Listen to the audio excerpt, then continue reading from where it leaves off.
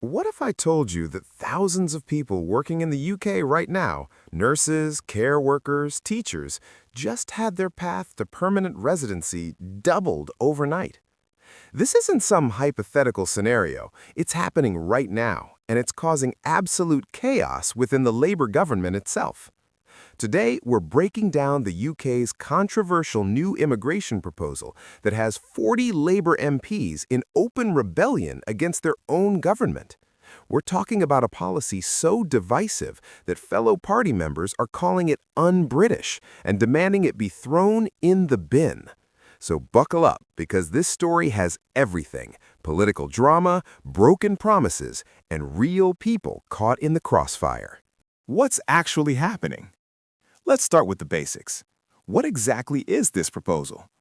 Right now, if you come to the UK as a migrant worker, you can apply for something called settlement or indefinite leave to remain after 5 years.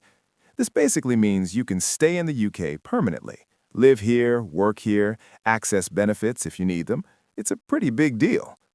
The government wants to change that 5-year timeline to 10 years. Yeah, you heard that right. They want to double it. But here's where it gets really controversial.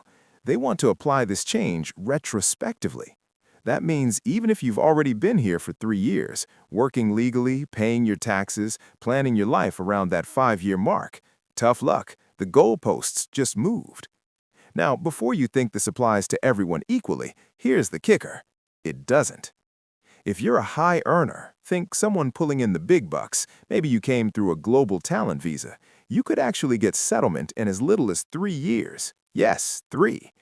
But if you're a care worker who came here on a health and social care visa, you're looking at 15 years. 15. Let me say that again for the people in the back. A care worker looking after elderly British citizens would need to wait 15 years for permanent residency, while a high-earning tech worker could get it in 3. The numbers game. So why is the government doing this? Home Secretary Shabana Mahmood says it's because of unprecedented numbers. According to the Home Office, net migration, that's the difference between people coming in and people leaving, added 2.6 million people to the UK population between 2021 and 2024. To put that in perspective, that's roughly equivalent to adding a city the size of Birmingham, Manchester, and Leeds combined in just 3 years. The government is forecasting that around 1.6 million people could settle permanently between 2026 and 2030 under the current system. Mahmood's argument: settlement is a privilege, not a right, and 5 years is just too short a period before someone gets all the benefits of permanent residency. She also said it would be odd for the UK not to try to attract the brightest and best. But that phrase, the brightest and best, is exactly what's got people fired up. The backlash. This is where things get spicy. Around 40 Labour MPs have come out swinging against their own government's proposal, and they're not holding back. Tony Vaughan, the MP for Folkestone and Hythe, put it bluntly: "You cannot talk about earning settlement if you keep moving the goalposts after the game is started. Retrospectivity is un-British and undermines our sense of fair play. It should be abandoned." Un-British. Those are strong words from a member of the governing party. Rachel Maskell, MP for York Central, was even more direct. She said the policy belongs in the bin and warned it would worsen the UK's already critical skills shortage. And here's the thing, they've got a point. Let's talk about the care sector for a minute. The UK is facing a massive shortage of care workers. We have an aging population, and we desperately need people to do this essential work. These aren't glamorous jobs. They're hard, they're often underappreciated, and they don't pay particularly well.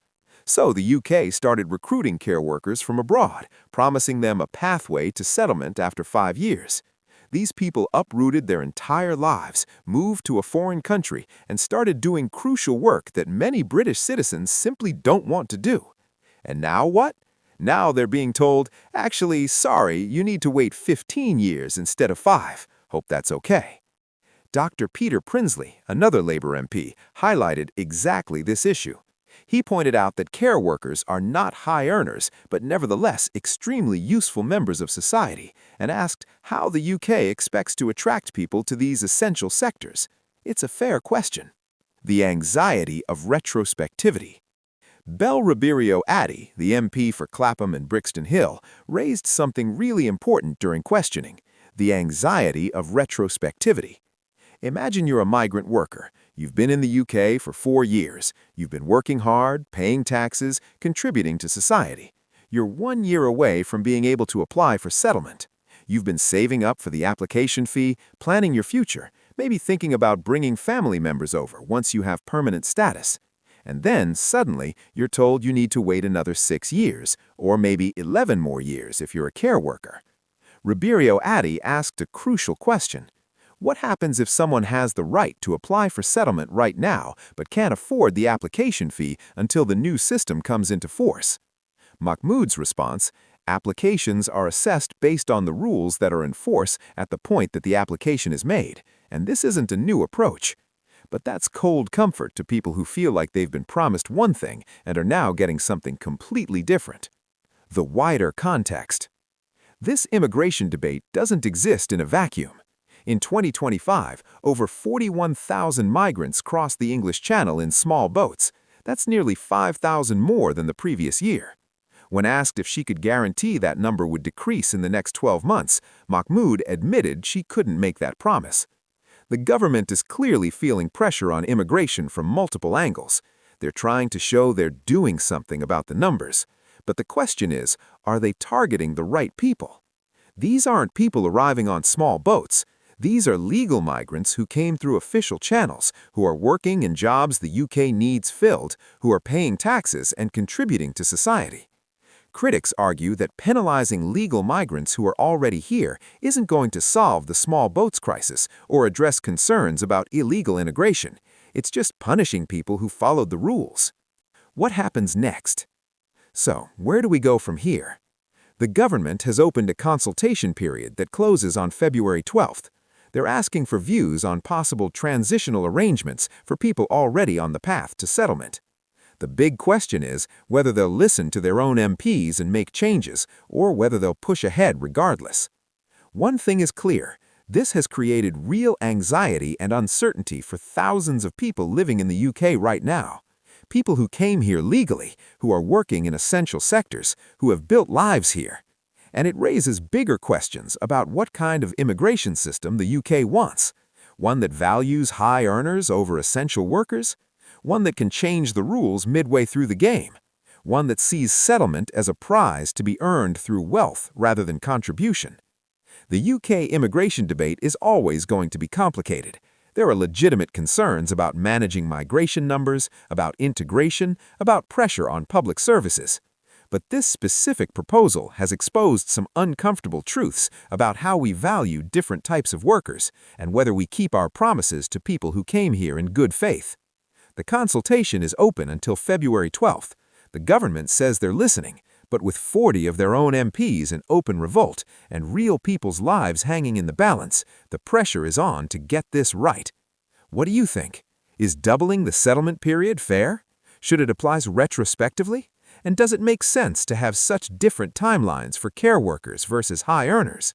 Drop your thoughts in the comments below, and if you found this breakdown helpful, smash that like button and subscribe for more deep dives into the policies that actually affect people's lives. Thanks for watching, and I'll see you in the next one.